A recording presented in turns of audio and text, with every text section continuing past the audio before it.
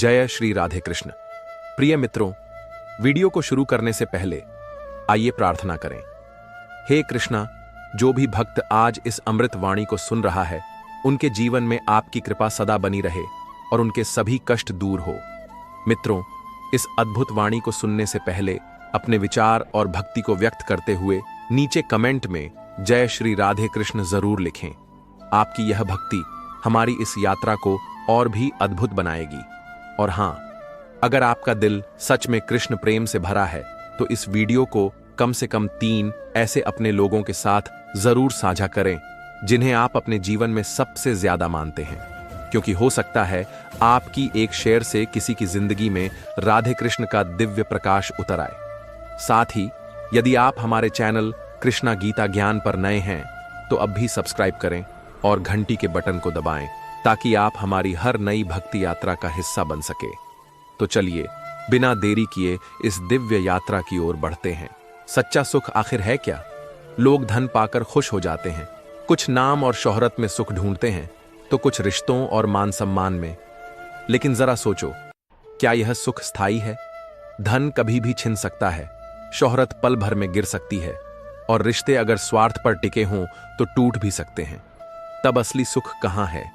कृष्ण कहते हैं, सच्चा सुख भीतर है, मन की उस शांति में है जो बाहरी परिस्थितियों पर निर्भर नहीं करती। जब तुम्हारा मन परिस्थितियों से ऊपर उठकर स्थिर हो जाता है, तभी तुम जीवन का असली आनंद पाते हो। क्या कभी सोचा है कि एक साधु जिसके पास कुछ भी नहीं होता, वह इतना शांत और प्रसन्न क्यों होता है? क्योंकि उसने अपने सुख का स्रोत बाहर नहीं, अपने भीतर खोज लिया है। हर कोई जीवन भर दौड़ता है और सोचता है कि जब यह मिलेगा तब सुख मिलेगा, लेकिन जब वह चीज मिल भी जाती है तो मन कहता है अब और चाहिए। यह दौड़ कभी खत्म नहीं होती। क्या यही सुख है? नहीं, यह तो थकान है, यह तो मोह का जाल है। कृष्ण समझाते हैं, जब तुम इस अंतहीन दौड़ को छोड़कर संतोष और आत्मिक शांति को अपनाते हो, तभी सुख तुम्हारा सच्चा साथी बनता है। सोचो, जब तुम्हें अपमान मिले और फिर भी तुम्हारा मन विचलित न हो, तब तुम सबसे बड़े विजेता हो। जब कठिन समय में भी तुम्हारे चेहरे पर मुस्कान हो, तब तुमने जीवन का असली रहस्य पा लिया है। यही है वह सुख जिसे कोई चुरा नहीं सकता। यही है वह आनंद जो अमर है। कृष्ण कहते हैं, अपने भीतर झांको, अपने कर्म को ईमानदारी से करो और फल की चिंता मत करो। जब तुम अपने कर्म को पूजा समझकर करते हो, तब मन को असीम शांति मिलती है। यही वह सुख है जो किसी बाजार में बिकता नहीं, किसी विरासत से मिलता नहीं। यह तो केवल साधना, समर्पण और संतोष से जन्म लेता है। अब तुमसे प्रश्न है, क्या तुम वह सुख चाहते हो जो बाहर की वस्तुओं से आता है और पल भर में मिट जाता है, या वह सुख जो भीतर से खिलता है और जीवन भर तुम्हारा साथ देता है? निर्णय तुम्हारे हाथ में है, लेकिन कृष्ण यही संदेश देते हैं, असली सुख बाहर नहीं, तुम्हारे भीतर है। तो सुनो, जब मनुष्य यह समझ लेता है कि सुख का असली स्रोत उसके भीतर ही छिपा है, तब उसका जीवन एकदम बदल जाता है। सोचो, अगर तुम्हें हर खुशी दूसरों की स्वीकृति से मिलती है तो तुम्हारी डोर हमेशा किसी और के हाथ में रहेगी। लेकिन जब तुम्हें अपने अंदर की शांति ही सबसे बड़ा खजाना लगने लगे, तब कोई तुम्हें हिला नहीं सकता। यही वह स्थिति है जहां से आत्मविश्वास जन्म लेता है। कृष्ण कहते हैं, सुख बाहर की वस्तुओं से कभी भी स्थायी नहीं हो सकता। अगर सोना, महल या राज सिंहासन सच्चा सुख देते तो राजाओं को कभी दुख न होता। लेकिन इतिहास बताता है कि सबसे बड़े साम्राज्य वाले भी बेचैन रहे। क्यों? क्योंकि सुख बाहर नहीं, भीतर की स्थिति में छुपा है। तुम्हारा मन अगर असंतुष्ट है तो दुनिया की सारी संपत्ति भी तुम्हें अधूरा ही महसूस कराएगी। लेकिन अगर मन शांत है तो छोटे से आश्रय में एक रोटी और एक गिलास पानी के साथ भी जीवन तुम्हें मधुर लगेगा। यह फर्क बाहरी वस्तुओं में नहीं, तुम्हारी दृष्टि में है। क्या तुमने गौर किया है, जब तुम्हें कोई छोटी सी चीज दिल से प्रसन्न कर देती है, जैसे किसी अनजान से मुस्कान मिलना या किसी बच्चे की खिलखिलाहट सुनना, तो वह पल कितना सच्चा लगता है। यह इस बात का संकेत है कि सुख सरल है, लेकिन हमने उसे कठिन बना दिया है।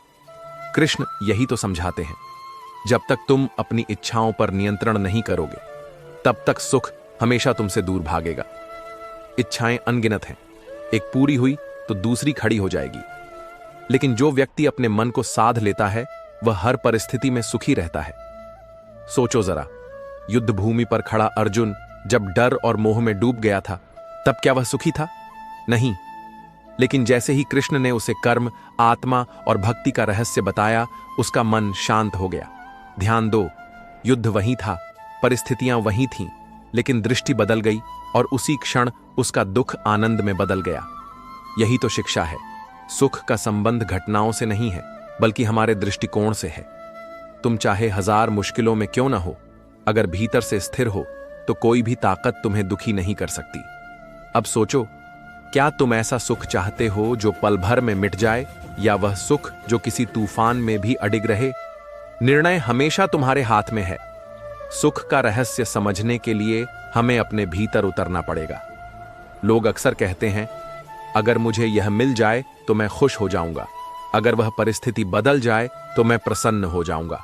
लेकिन सच तो यह है कि जो व्यक्ति अगर और कभी में जीता है, वह वर्तमान का आनंद खो देता है।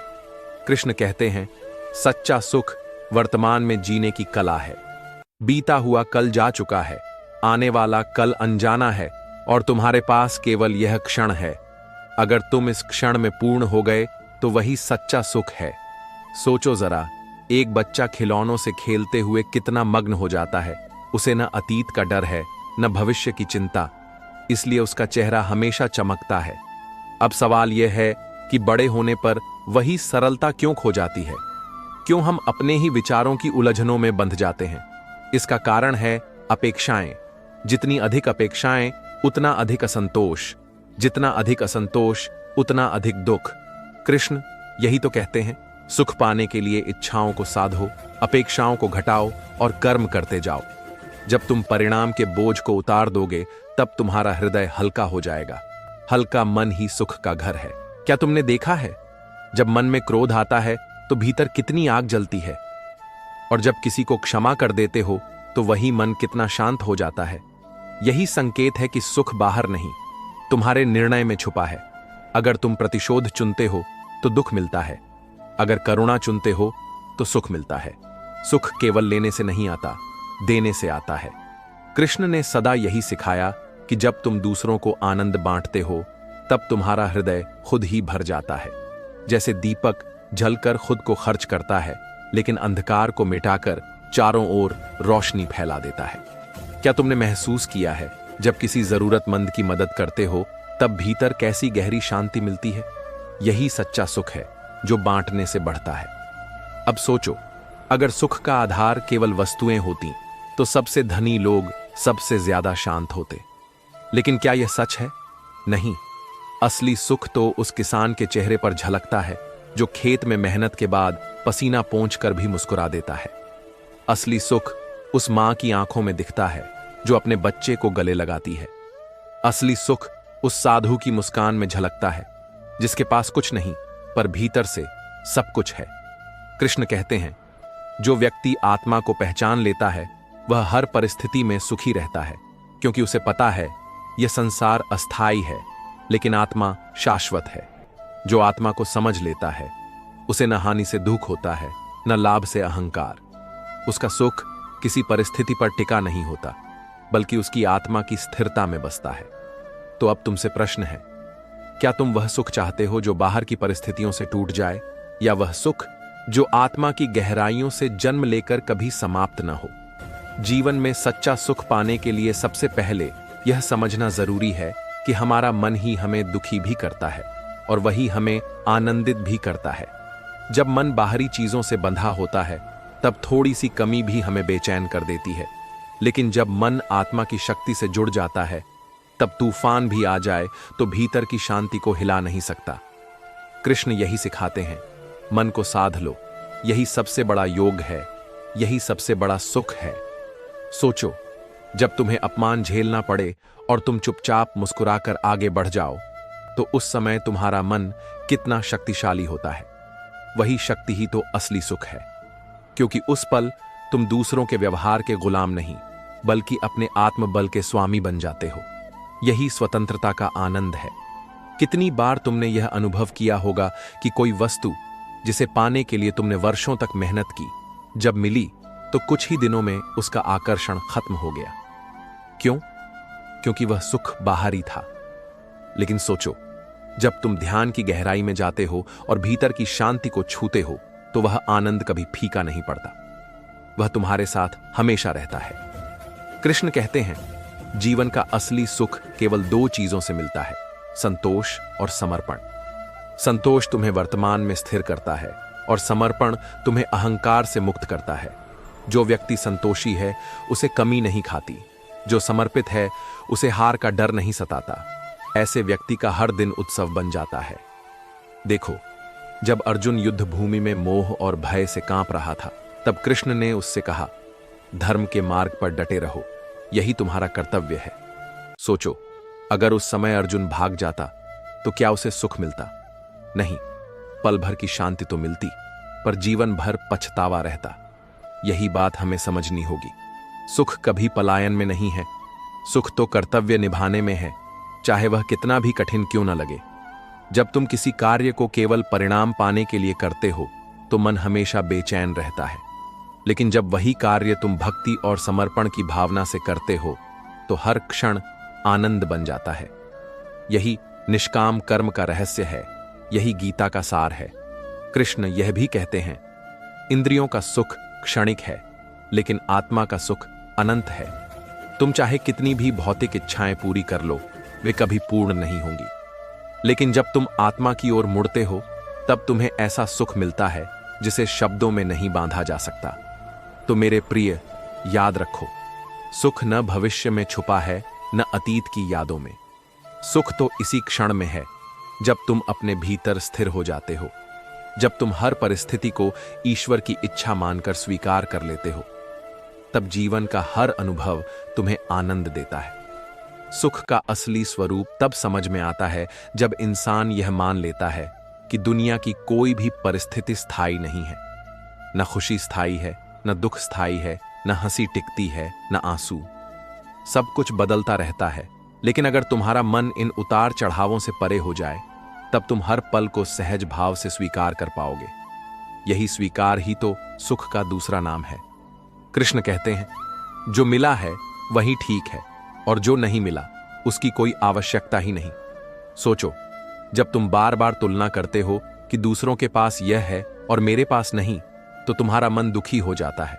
लेकिन जब तुम अपनी आंखों को आभार की दृष्टि से खोलते हो, तब जीवन का हर उपहार तुम्हें आनंद देने लगता है।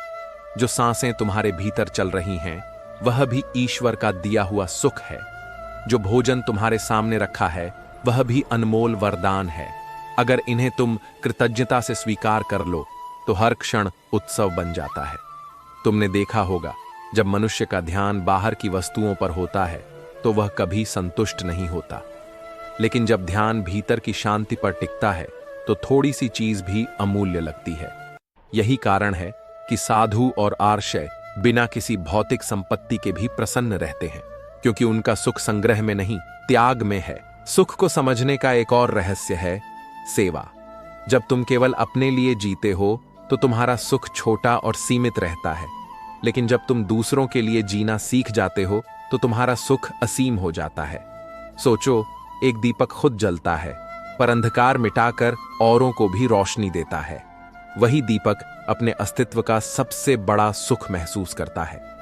उसी तरह जब तुम दूसरों को उठाते हो, मदद करते हो, मार्गदर्शन देते हो, तो तुम्हें जो आत्मिक सुख मिलता है उसे कोई शब्द वर्णन नहीं कर सकता।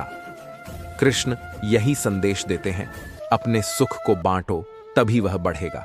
अगर तुम सोचो कि केवल लेने से आनंद मिलेगा तो तुम हमेशा खाली रहोगे, लेकिन जब तुम बिना शर्त देने लगोगे तब तुम्हारा हृदय इतना भर जाएगा कि हर क्षण ईश्वर का अनुभव करोगे। और एक गहरा सत्य यह है, सुख का संबंध स्थिति से नहीं बल्कि दृष्टि से है। एक ही परिस्थिति किसी को दुख देती है और किसी को सुख। क्यों? क्योंकि दोनों की सोच अलग है। उदाहरण के लिए, किसी के पास साधारण घर हो सकता है, लेकिन अगर वह संतोषी है तो उसे वही महल जैसा लगता है। दूसरी ओर, किसी के पास सोने का महल भी हो, लेकिन अगर उसकी दृष्टि में कमी है तो वह हर पल दुखी रहेगा। कृष्ण बार बार यही समझाते हैं, मनुष्य अपने मन का ही चित्रण बाहर देखता है। अगर भीतर शांति है तो संसार भी सुंदर लगेगा, और अगर भीतर अशांति है तो सबसे खूबसूरत दृश्य भी बोझिल लगेंगे। इसलिए सुख पाने का मार्ग बाहर नहीं, भीतर है। अब सोचो, क्या तुम उस सुख के पीछे भागते रहोगे जो हर बार हाथ से फिसल जाता है, या उस सुख की खोज करोगे जो भीतर स्थायी रूप से विराजमान है?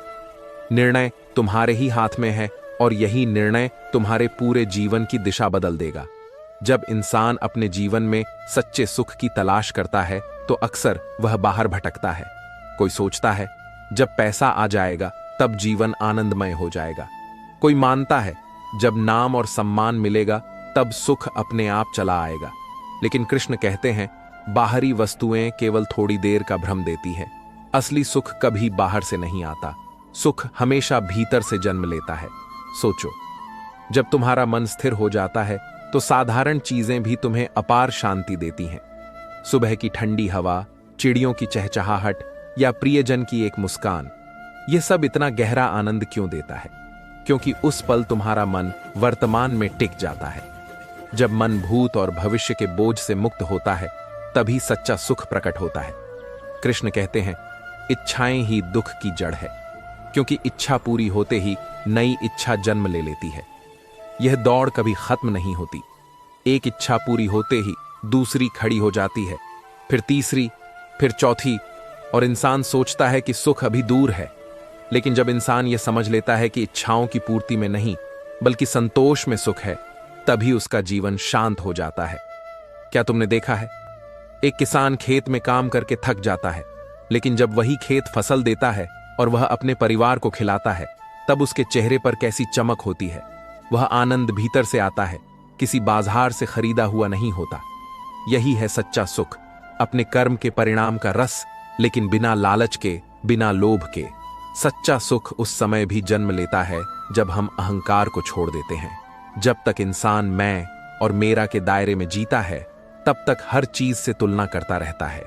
लेकिन जब आत्मा को पहचान लेता है तब उसे समझ आता है, यह शरीर अस्थाई है लेकिन मैं शाश्वत हूं। उस क्षण उसका दुख मिट जाता है और उसकी आत्मा आनंदमय हो जाती है। कृष्ण ने यही बात गीता में समझाई थी। हे अर्जुन, सुख और दुख क्षणिक हैं, जैसे सर्दी और गर्मी आते जाते रहते हैं। इन्हें सहन करना सीखो, तभी जीवन का असली आनंद मिलेगा। सोचो, अगर कोई इंसान हर छोटी तकलीफ पर टूट जाए तो क्या वह सुख पा सकता है? नहीं। लेकिन जो इंसान हर परिस्थिति को धैर्य और विश्वास के साथ स्वीकार करता है, वही हर हाल में सुखी रहता है। एक और रहस्य है, सच्चा सुख सेवा में है। जब तुम केवल अपने लिए जीते हो तो तुम्हारा आनंद छोटा और क्षणिक होता है। लेकिन जब तुम दूसरों की मदद करते हो, जब तुम किसी दुखी के आंसू पोंछते हो, तब जो शांति तुम्हें मिलती है वह किसी खजाने से नहीं मिल सकती। कृष्ण ने स्वयं जीवन भर यही किया, चाहे मित्र के रूप में पांडवों का साथ देना हो या ग्वालों और गोपियों के दुख दूर करना। उनका सुख हमेशा देने में था, लेने में नहीं। तो याद रखो, असली सुख तब शुरू होता है जब तुम अपने जीवन को केवल अपने लिए नहीं बल्कि दूसरों के लिए भी जीना शुरू करते हो। क्योंकि जो बांटता है वही भरता है, और जो केवल अपने लिए इकट्ठा करता है वह अंदर से खाली रह जाता है। सच्चा सुख क्या है, इसका उत्तर तभी समझ आता है जब हम जीवन की सच्चाई को स्वीकार करते हैं। देखो, संसार का हर सुख बाहर से आता है तो वह अस्थायी ही होता है। नई वस्तु मिली, कुछ दिन तक आनंद आया, फिर मन उसी से ऊब गया। यही इंसान का स्वभाव है, उसे कभी तृप्ति नहीं होती। अगर सोने का महल मिल भी जाए तो मन कहेगा, अब हीरे का क्यों नहीं। अगर 100 लोग तुम्हारी प्रशंसा करें तो मन कहेगा, 1000 क्यों नहीं। यही लालच इंसान को कभी सुखी नहीं होने देता। कृष्ण इसीलिए समझाते हैं, वैराग्य ही असली सुख का द्वार है। अब वैराग्य का अर्थ यह नहीं कि संसार छोड़कर जंगल भाग जाना। इसका अर्थ है भीतर की आसक्ति को तोड़ देना। चीजें तुम्हारे पास हों लेकिन तुम्हारा मन उनसे बंधा ना हो। अगर खो भी जाएं तो तुम्हारा संतुलन न बिगड़े, और अगर मिल भी जाएं तो अहंकार न बढ़े। यही वैराग्य है, यही स्थिरता है, और यही सच्चा सुख है। सोचो, समुद्र कितना विशाल है, उसमें अनगिनत नदियां गिरती हैं, लेकिन फिर भी उसका स्तर नहीं बदलता। उसी तरह वैराग्य वाला व्यक्ति सुख और दुख दोनों को स्वीकार करता है, लेकिन उसका मन कभी डगमगाता नहीं। यही कारण है कि उसे हर हाल में आनंद मिलता है। अब देखो, असली सुख तब भी जन्म लेता है जब हम अपने भीतर से डर को मिटा देते हैं। भय इंसान को भीतर से खा जाता है। कभी भविष्य का डर, कभी असफलता का डर, कभी हानि का डर। और जब मन डर में डूबा होता है तब कोई भी सुख उसे छू नहीं पाता। लेकिन जब तुम यह समझ लेते हो कि आत्मा अमर है, कोई तुम्हें छू भी नहीं सकता, तब जीवन का हर क्षण हल्का हो जाता है। कृष्ण ने अर्जुन से कहा था, हे पार्थ, न तूने किसी को मारा है, न कोई तुझे मार सकता है। आत्मा न जन्म लेती है, न मरती है। जब यह सत्य हृदय में उतरता है तब भय मिट जाता है, और भय मिटते ही सुख जन्म लेता है। सुख का एक और गहरा रूप है भक्ति। जब इंसान ईश्वर से जुड़ जाता है, जब उसका मन नाम स्मरण में रम जाता है, तब उसे दुनिया की कोई भी कठिनाई हिला नहीं सकती। देखो, गोपियां कृष्ण के विरह में रोती थीं, लेकिन उनके आंसुओं में भी आनंद था, क्योंकि वह आंसू प्रेम से उपजे थे। यही भक्ति का चमत्कार है। यह दुख को भी सुख में बदल देती है। क्या तुमने ध्यान दिया है, जब तुम किसी प्रिय को याद करते हो तो मन एक गहरे भाव में डूब जाता है? उसी तरह जब आत्मा परमात्मा से जुड़ती है तब मन का हर बोझ मिट जाता है। यही है सच्चा सुख, ईश्वर के चरणों में शरण लेना, उसके नाम में डूब जाना और अपने अहंकार को भक्ति में गल जाने देना। तो मेरे प्रिय, अगर तुम्हें जीवन का असली सुख पाना है तो 3 बातें याद रखो: संतोष, वैराग्य और भक्ति। संतोष तुम्हें वर्तमान में टिकाता है, वैराग्य तुम्हें मोह से मुक्त करता है, और भक्ति तुम्हें ईश्वर से जोड़कर भीतर की गहरी शांति में पहुंचा देती है। यही है वह सुख जो किसी से छिन नहीं सकता। यही है वह आनंद जो जीवन भर तुम्हारा साथ देगा। सुख का वास्तविक स्वरूप तब और स्पष्ट होता है जब हम यह स्वीकार कर लेते हैं कि जीवन का हर अनुभव हमें कुछ सिखाने आया है। देखो, लोग अक्सर कहते हैं, जब सब कुछ अच्छा होगा तब मैं प्रसन्न रहूंगा। लेकिन कृष्ण कहते हैं, सच्चा सुख वही है जो अच्छे और बुरे दोनों में तुम्हारा साथ दे। अगर तुम्हारा आनंद केवल सुविधा पर टिका है तो वह सुविधा छिनते ही तुम्हारा सुख भी चला जाएगा। परंतु अगर तुम्हारा आनंद आत्मा की गहराई में जड़ित है तो चाहे तूफान आ जाए, वह अडिग रहेगा। सोचो, एक छोटा बच्चा खेलते समय गिर भी जाता है, चोट भी लगती है, पर कुछ ही पल बाद फिर हंसने लगता है। क्यों? क्योंकि उसका मन बीते हुए दुख को पकड़कर नहीं बैठता। यह बच्चा हमें सिखाता है कि सुख का रहस्य है छोड़ देना, पकड़कर मत बैठो। लेकिन हम बड़े होते होते हर छोटी बात को पकड़कर रखते हैं, अपमान, धोखा, हानि, और फिर उसी बोझ के नीचे दबते चले जाते हैं। अगर तुम यह कला सीख लो कि बीती हुई बातों को जाने दो, तो तुम देखोगे कि मन अपने आप हल्का हो जाएगा, और हल्का मन ही सच्चा सुख है। कृष्ण ने यही तो अर्जुन को सिखाया था, कर्म कर, फल की चिंता मत कर। सोचो, चिंता हमेशा किसकी होती है? भविष्य की। और जब तक भविष्य की चिंता रहेगी, वर्तमान का आनंद तुम्हें कभी नहीं मिल सकता। तुम अभी जी भी नहीं पा रहे हो, क्योंकि तुम्हारा मन कल के डर या उम्मीदों में बंधा है। लेकिन जब तुम केवल कर्म पर ध्यान केंद्रित करते हो, तब हर क्षण तुम्हें शांति देता है, और वही शांति धीरे धीरे गहरे सुख में बदल जाती है। और देखो, सुख का एक और अद्भुत रहस्य है, कृतज्ञता। जब तुम्हारा हृदय आभार से भर जाता है तो छोटी सी चीज भी अनमोल लगने लगती है। अगर हर सुबह उठकर तुम यह अनुभव करो कि तुम्हें जीवन का एक नया दिन मिला है, सांसें मिली हैं, कर्म करने का अवसर मिला है, तो क्या यह स्वयं में सबसे बड़ा सुख नहीं है? लेकिन समस्या यह है कि हम हमेशा उस पर ध्यान देते हैं जो हमारे पास नहीं है, और जो हमारे पास है उसकी कद्र नहीं करते।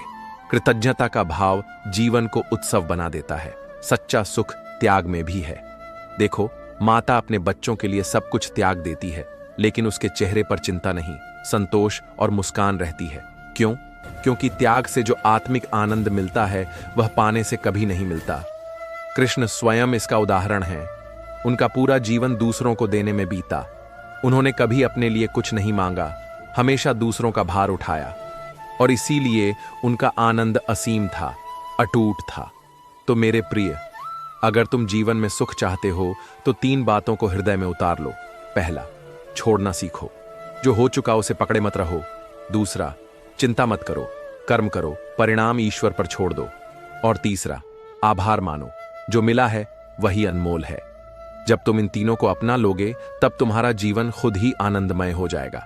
जब हम सुख शब्द सुनते हैं तो सबसे पहले दिमाग में कोई बाहरी चीज आती है, धन, वैभव, सफलता या फिर कोई खास रिश्ता। लेकिन कृष्ण कहते हैं यह सब केवल साधन है, साध्य नहीं। असली साध्य तो आत्मा की तृप्ति है। अगर आत्मा असंतुष्ट है तो सबसे बड़ा राजमहल भी सूना लगेगा, और अगर आत्मा संतुष्ट है तो मिट्टी की झोपड़ी भी स्वर्ग जैसी लगेगी। सोचो, यह संसार एक विशाल बाजार की तरह है, जहां हर कोई अपनी अपनी इच्छा पूरी करने के लिए भाग रहा है। कोई पद चाहता है, कोई पैसा चाहता है, कोई प्रेम चाहता है। लेकिन इस बाजार में एक ही वस्तु बिकती नहीं, सच्चा सुख, क्योंकि यह भीतर से मिलता है। इसे कोई व्यापार नहीं दे सकता। यही कारण है कि जितना बाहर खोजो उतना खालीपन ही हाथ लगेगा। कृष्ण गीता में स्पष्ट कहते हैं, जिसने अपने मन को जीत लिया उसके लिए सुख और दुख एक समान है। इसका अर्थ है सुख कोई परिस्थिति नहीं बल्कि एक अवस्था है। जब मन स्थिर हो जाता है तब वही दुख भी तुम्हें कुछ सिखाने लगता है और वही सुख भी तुम्हें अहंकार में नहीं डुबोता। इस संतुलन को पाना ही योग है, और यही योग स्थायी आनंद का मार्ग है। देखो, जब इंसान दुखी होता है तो अक्सर वह ईश्वर को दोष देता है। लेकिन क्या यह सच है? नहीं। दुख इसलिए आता है क्योंकि हम जीवन को केवल अपनी इच्छाओं की कसौटी पर तौलते हैं। अगर हमारी इच्छा पूरी हो गई तो हम कहते हैं वाह कितना सुख, और अगर न पूरी हो तो कहते हैं कितना दुख। लेकिन सच्चाई यह है कि सुख और दुख दोनों ही क्षणिक हैं। वे तुम्हें जीवन का अनुभव देने आते हैं ताकि तुम भीतर की स्थायी शांति को खोज सको। सुख पाने का एक और रहस्य है प्रेम। जब दिल में करुणा होती है, जब हम बिना शर्त किसी से प्रेम करते हैं, तब भीतर एक अद्भुत संतोष पैदा होता है। सोचो, मां अपने बच्चे के लिए दिन रात मेहनत करती है, नींद खो देती है, आराम छोड़ देती है, फिर भी उसके चेहरे पर मुस्कान रहती है।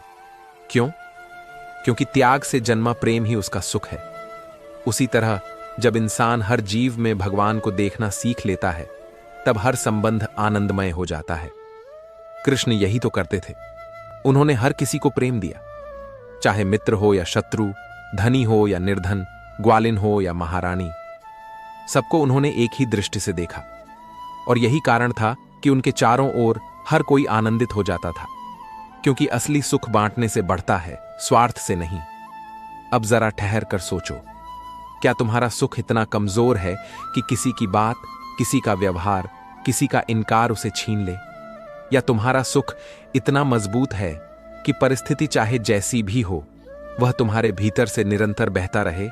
अगर तुम्हारा सुख बाहर पर टिका है तो वह बार बार टूटेगा, लेकिन अगर तुम्हारा सुख भीतर की स्थिरता पर टिका है तो वह कभी डगमगाएगा नहीं।